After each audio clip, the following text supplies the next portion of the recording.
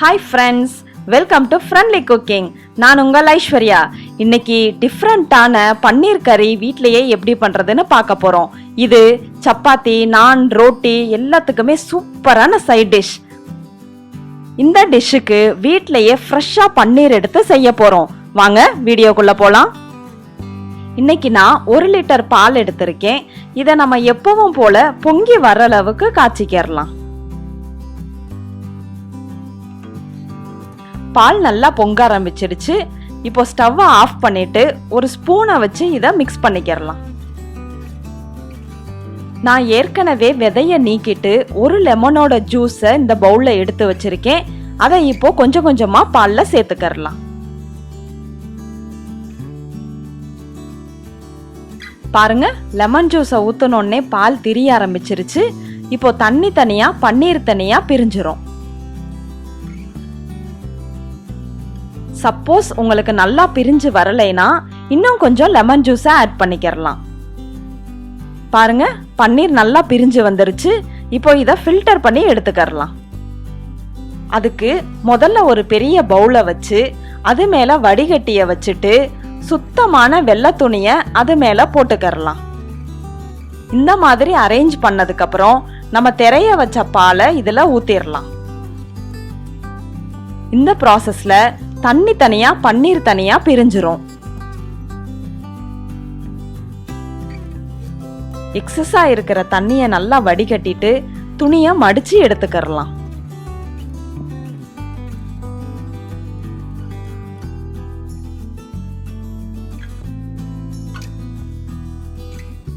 இதுல இருக்கிற தண்ணிய இன்னும் நம்ம நல்லா ஃபில்டர் பண்ணி எடுக்கணும். அதுக்கு இந்த துணியை நல்லா மடிச்சு வச்சு மேல ஒரு வெயிட்டான பொருளை வச்சிடலாம்.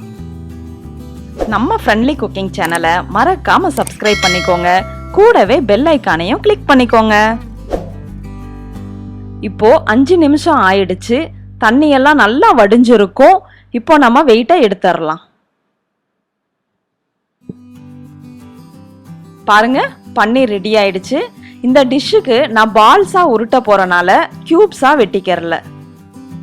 இந்த ஸ்டேஜில் பன்னீர் உதிரியா இருக்கும். இதை நான் சாஃப்ட் பண்றதுக்காக ஒரு சப்பாத்தி கட்டையில போட்டு நல்லா தேய்ச்சி எடுத்துக்கிறேன். 5 நிமிஷம் தேய்ச்சதுக்கு அப்புறம் பன்னீர் நல்லா ஸ்மூத்தா சாஃப்டா வந்துருச்சு. இதை நம்ம பால்ஸா உருட்டிக்கிறலாம். வீட்டில் பன்னீர் எடுக்க உங்களுக்கு டைம் இல்லைன்னா கடையில கூட பன்னீரை வாங்கி பால்ஸா உருட்டிக்கிறலாம். பாருங்க, எல்லா பன்னீரையும் இந்த மாதிரி சின்ன சின்ன பால்ஸா உருட்டி எடுத்துக்கிட்டேன். இப்போ எண்ணெயில இந்த பால்ஸ் எல்லாம் போட்டு பொரிச்சு எடுத்துக்கிறலாம். இத மீடியம் ஃப்ளேம்ல வச்சு கோல்டன் ப்ரௌன் ஆகிற வரைக்கும் பொரிச்சுக்கிறலாம்.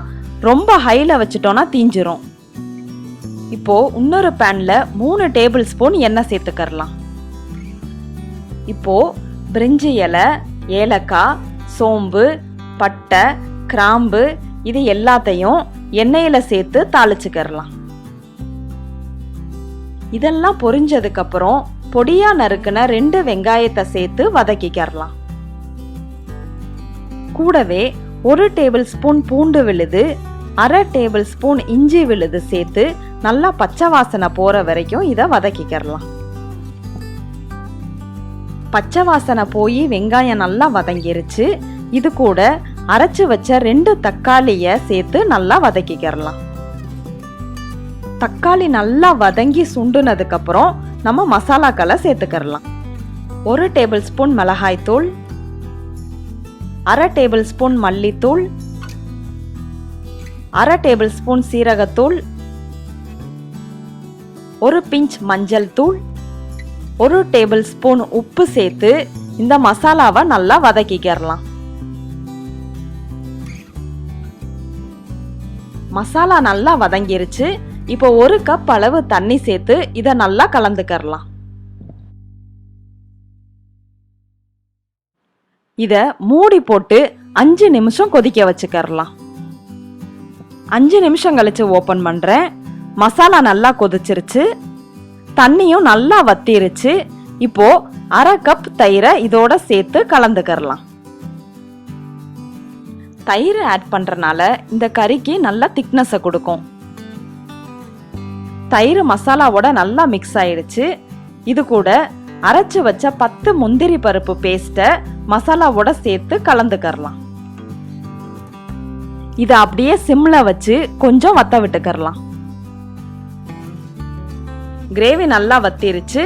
இப்போ நம்ம ஏற்கனவே பொரிச்சு வச்சிருக்கிற பன்னீர் பால்ஸை இது கூட சேர்த்து நல்லா பிரட்டி விட்டுக்கறலாம். கிரேவி திக்கா இருக்கிற மாதிரி இருந்தா கொஞ்சம் தண்ணி சேர்த்து கொதிக்க வச்சுக்கோங்க. அவ்வளவுதான் ஃப்ரெண்ட்ஸ், சூப்பரா டிஃப்ரெண்டான பன்னீர் கறி வீட்லயே ரெடி ஆயிடுச்சு. இந்த ரெசிபியை நீங்களும் வீட்ல ட்ரை பண்ணி பாருங்க.